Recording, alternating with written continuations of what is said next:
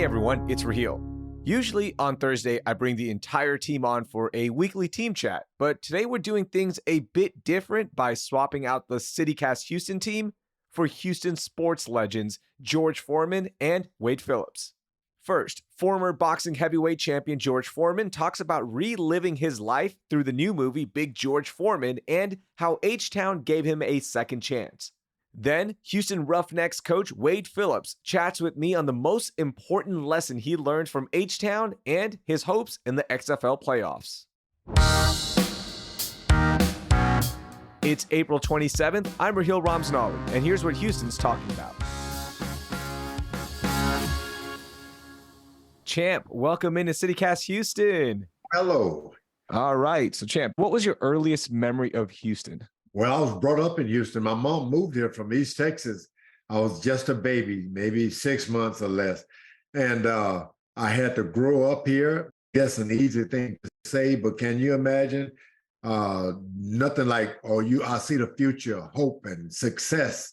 I didn't think those words existed until I got my second chance in life. But I always, like a homing pigeon, I had to get back to Houston and show off everything. Oh, absolutely. What is your relationship like with the city now? Oh, I love Houston. Live here. I got a little place right out across Lake Houston where I drive into Houston and watch the sporting events. There's been time I had season tickets for the football team, the Texans, and then also for the Houston Rockets. So I love the city. I'm very involved in this city. One of the cool things about the city of Houston, covering the sports scene here for years, you can walk around without being bothered by the fans, right? Like you're just an everyday person. Has that been your experience walking around the city? Do you constantly get stopped, or is it just you're just another person? There are times when I get stopped, but I look forward to it because I had 10 years out of boxing and nobody knew me. I was going to one of the Houston Rockets game once. And I was out of boxing, and a guy looked me in the face. He said, "Refrigerator Perry." I did look like him. I was so big. I'd enjoyed all of the activity with the fast food chains here. I was a big guy, but it was exciting to get back on top in boxing and be seen as George Foreman. Was it surreal seeing your childhood in Big George Foreman when you go back and watch the movie, when it was being made, they're talking about it, the script, and you finally see it? Was it surreal living that again? Big George Foreman, the miraculous story of the once and future heavyweight champion of the world. Listen to me, George. You got a punch like I've never seen. But in every battle, the greatest foe that we will combat isn't here. You live one way your whole life. Heavenly Father, thank you for this food. George should change his name from Four Man to Poor Man. To hurt. Down goes Frazier! What's my name now, fool? Foreman is the new heavyweight champion of the world. Where's all that rage coming from? Don't have any rage. I've put it in pages, did books, God in My Corner, which the movie was made from. But when you see it in art, you see the film of my life, it made me cry because I can remember instantly hope didn't exist, potential, even success. I was able to live in a world without those things. And all of a sudden they did come about. That character early on made me cry. That's so beautiful that you can still relive that and still feel it. When you look back now that your life is literally a movie, how many people can say that? How does that feel?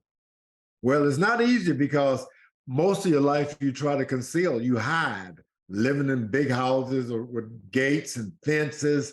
You get in your car and your tinted windows, dog glasses. It's not an easy thing to reveal your life.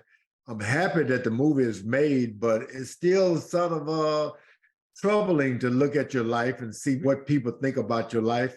I love the idea of a movie, though. How so? How is it troubling for people to look at your life? I mean, you've been open about your life. You've been open about the challenges and what you've overcome. Why is that so troubling for you? Well, you can speak about it and even write about it, but when you see it in a movie, I didn't know whether I was able to reveal that part of my life to my grandkids, send me take one sandwich and divided with all of my siblings. That's not easy. You know, you can say I'm proud of that. No, that's just something that happened that needed to be revealed. But it's not an easy task. I mean, it's not easy. When you look at the city today and how you came up, I mean, boxing saved your life. Boxing gave you so much. When you look at the youth now, how do you think the city could better serve the youth that are at risk? Well, the city is just like the George Foreman story.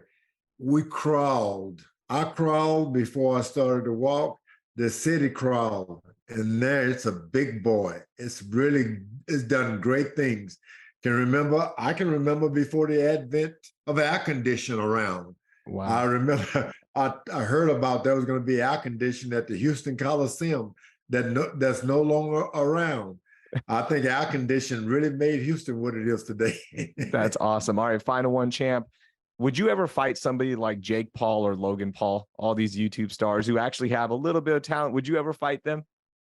No. Those guys, those Paul brothers, I mean, they got in the ring, not experienced boxers at all, but they got in the ring with very talented boxers, and they fought their way out of it. It's not like I would look forward to getting in the ring with those guys. No way. No way. Champ, thank you so much. Can't wait to watch the movie. Thank you for everything you've done for the city of Houston. Thank you. That was George Foreman. The new movie based on his life, Big George Foreman, comes out this weekend. Up next, Wade Phillips. Coach Phillips, welcome to CityCast Houston. How are you? I'm doing great. Yeah.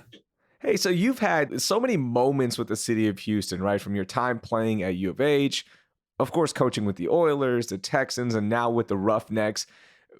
Before all of that, what was your earliest memory about the city of Houston? Oh, wow. I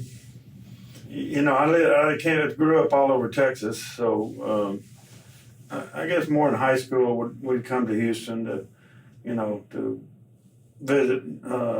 And they just had so much to do coming from Port Neches, Texas, and see the big city, basically. It was just, how big the buildings were, all the things that were going on, those kind of things. Has the city defined you in any way or impacted the person that you've become today by any chance? Oh, I'm sure it has. I mean, I'm sure being a Texan, number one, I think, you and living all over the country, you have a great feeling for Texas people because of the way they treat people, how nice they are to people. So I've always come back with that and always appreciated that. So you are in the rare position that you can help settle a debate. You've lived in Dallas, you've coached in Dallas, right, with the Cowboys. You've been here in the city of Houston. We need your ruling. What's the better city, Dallas or Houston? You're going to try to get me on that one, huh? Well, yeah.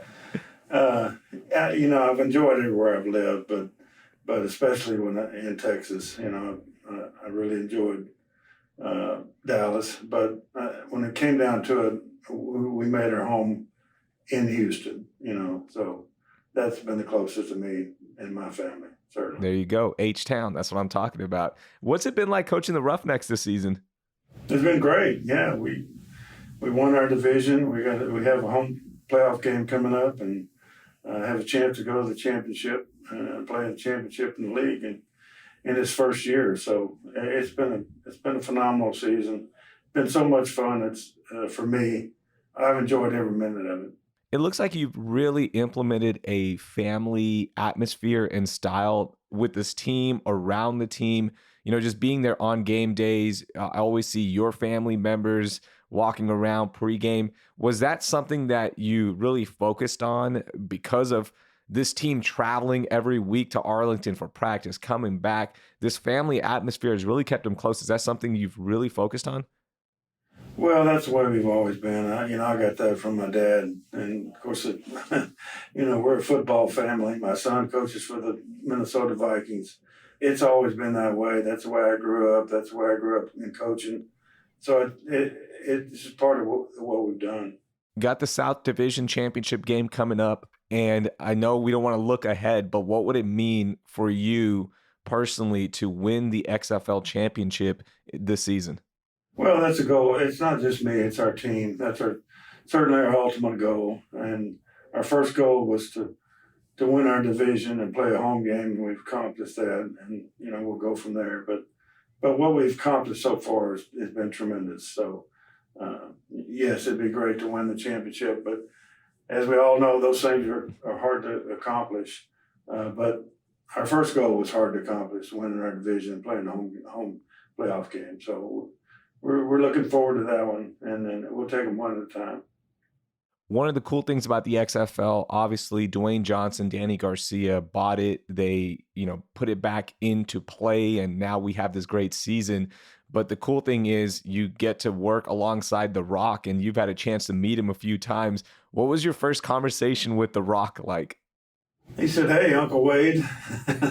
I said, "Can I call you Rock?" And he said, "Sure, you can call me Rock." I said, "Okay. Hey, Rock."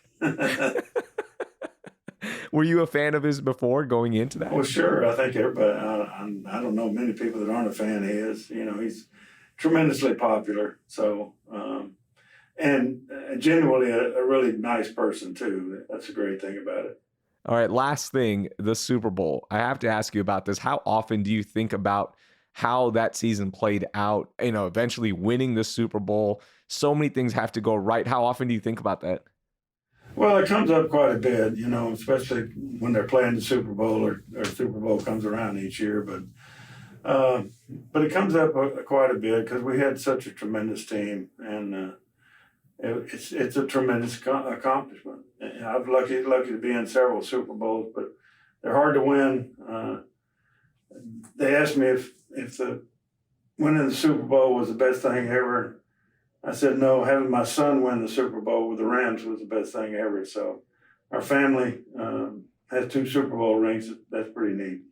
And more to come, and hopefully an XFL ring here pretty soon. Coach Phillips, thank you so much for joining us, and best of luck this weekend. Yeah, thank you. Appreciate it. Come out and see us. Absolutely. Thanks, Coach. All right.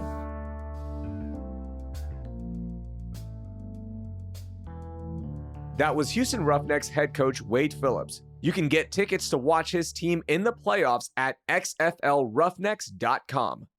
Before we go, a new program is launching in June to help veterans facing food insecurities in Houston.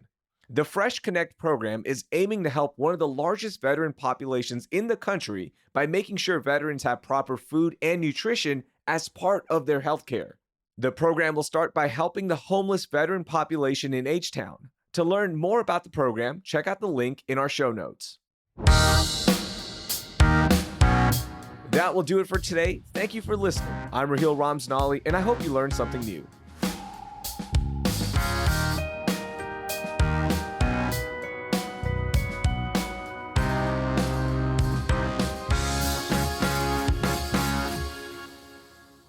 So we'll start this bad boy up.